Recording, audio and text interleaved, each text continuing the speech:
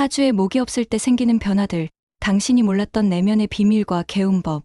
사주에 목이 없거나 너무 부족한 당신이라면 영상 끝까지 집중해주세요. 사람은 누구나 자신만의 기운을 타고납니다. 그 기운은 음양과 오행, 5가지 요소로 구성되어 있죠. 목, 화, 토, 금, 수. 이 5가지가 얼마나 조화를 이루느냐에 따라 사람의 성격이 달라지고 삶의 흐름도 바뀝니다.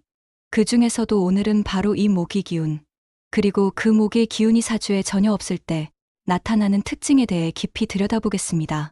나 혹은 주변 사람의 사주에 목이 없다고 하면 끝까지 집중해서 시청해주세요. 이 한편으로 많은 오해와 혼란이 풀릴 수 있습니다.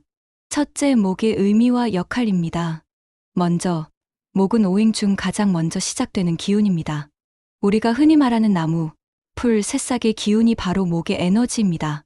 즉, 목은 시작, 성장, 생명력을 상징하는 기운입니다. 오행순환에서 수가 생명의 근원이라면 목은 그 생명을 땅 위로 끌어올리는 힘입니다. 봄을 상징하고 새싹이 돋고 가지가 뻗는 확장과 방향성의 기운. 그래서 목이 강한 사람은 추진력, 진취성, 성장 욕구가 강한 편이고 생각을 밖으로 펼치려는 에너지가 활발한 것이 특징입니다. 신체로는 간과 담, 그리고 팔다리와 연관되어 있습니다.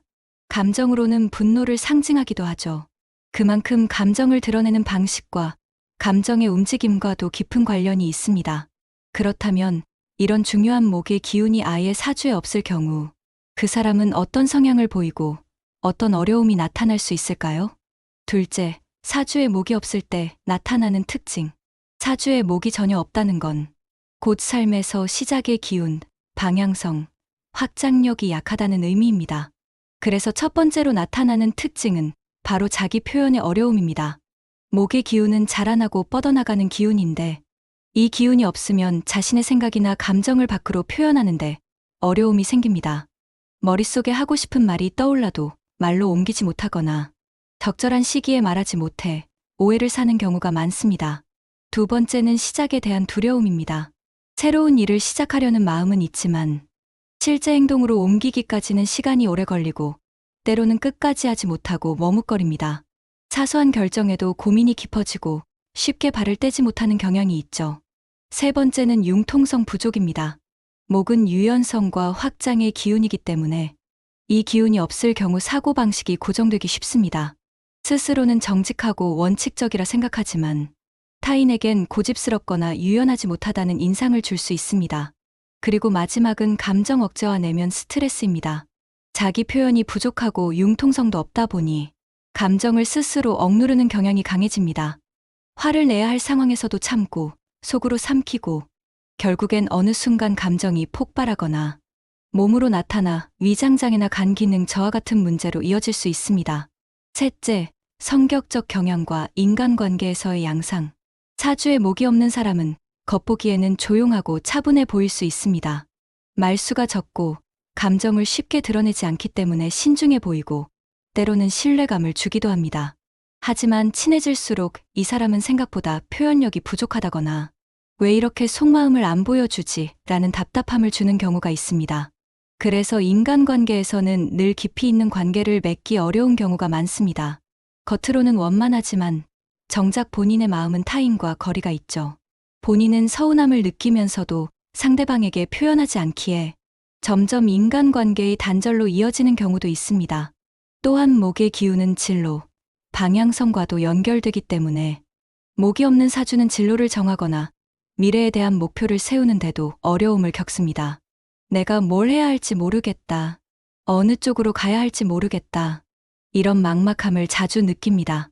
그래서 많은 목 결핍 사주를 가진 분들이 어릴 때부터 결단력이 없다, 게으르다, 우유부단하다는 말을 듣곤 합니다. 하지만 그건 결코 게으름이나 무능이 아니라 목의 방향성과 추진력 에너지가 부족하기 때문에 생기는 자연스러운 현상입니다. 이를 탓하거나 억지로 바꾸려 하기보다는 있는 그대로의 자신을 이해하고 전략적으로 보완하는 것이 중요합니다. 넷째, 건강 문제와 주의할 점. 신체적으로는 간과 담이 약할 수 있습니다. 이는 단순히 간 수치의 문제가 아니라 스트레스를 쉽게 해소하지 못하고 내면에 쌓인 감정이 간 기능에 영향을 주는 경우가 많습니다. 또한 목은 혈액순환과도 연결되기 때문에 피로 회복이 느리고 눈의 피로, 근육 경직, 팔다리 저림 같은 증상이 자주 나타날 수 있습니다. 목이 없을 때 자주 발생하는 또 하나의 문제는 바로 고립감입니다. 내성적이고 타인에게 마음을 열지 않으며 자기 감정도 뚜렷하지 않다 보니 세상과 단절되는 느낌을 받는 경우가 많습니다. 그 고립감이 오래 쌓이면 자존감 저하, 자기 비하, 심한 경우 우울감으로 이어지기도 합니다. 다섯째, 목이 없는 사주를 위한 개운법. 그렇다면 이런 사주의 흐름을 어떻게 보완하고 균형을 잡을 수 있을까요? 목이 없는 사주는 목의 기운을 의도적으로 끌어오는 삶의 방식이 필요합니다. 다음은 실생활에서 실천 가능한 개운법입니다. 첫째, 식물을 가까이 하세요. 화초나 나무, 정원 가꾸기, 나무 소재 가구, 원예 활동 등 초록색 생명체와의 교감은 목의 기운을 자연스럽게 끌어옵니다. 단순히 인테리어로 두는 것만으로도 기운이 움직이기 시작합니다.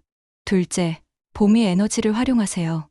목은 봄의 기운이기 때문에 계절 중 봄에 새로운 계획을 세우고 3, 4월에 맞춰 무언가를 시작하면 훨씬 좋은 결과를 낼 수 있습니다. 매년 봄은 내 사주의 기운을 회복하는 절호의 기회입니다. 셋째, 푸른색 계열의 소품, 옷, 이불 등을 활용하세요. 푸른색은 목의 색입니다.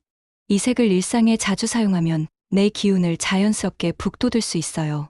파란색 셔츠, 초록색 스카프, 청색 노트 같은 것들이 작은 시작이 될 수 있습니다. 넷째, 동쪽 방향을 활용하세요. 침대의 머리를 동쪽으로 두거나 책상 방향을 동쪽으로 배치해보세요.